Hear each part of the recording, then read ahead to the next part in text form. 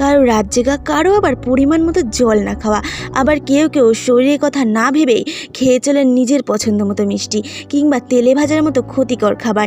এমন নানা কারণে যে ঝুঁকিতে পড়ছে আপনার শরীর, তা কি জানেন? এইবারে জানুন সুস্থ জীবনযাপনের 7টি অভ্যাস। প্রতিদিন নিয়ম করে 8 ঘন্টা ঘুমানোর অভ্যাস বদল আনবে আপনার জীবনযাত্রায়। টানা 1 মাস 8 ঘন্টা ঘুমানোর চেষ্টা করুন। প্রতিদিন একই সময়ে ঘুমোতে যান। অনুশীলন করলেই সেটাই আপনার অভ্যাসে পরিণত হবে। প্রতিদিন অন্তত 8 থেকে 10 গ্লাস জল পান করুন। বাইরে বেরোলেই সাথে নিয়ে নিন জলের বোতল।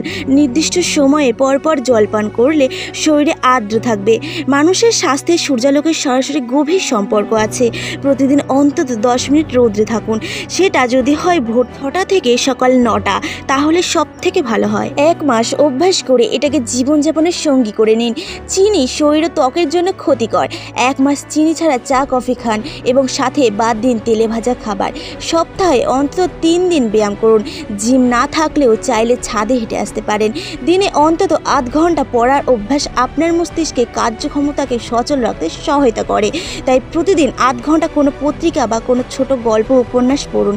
দিনে 10 মিনিট মেডিটেশন করুন। ঘরে বা নিরিবিলি কোনো জায়গায় মেডিটেশন করতে পারেন।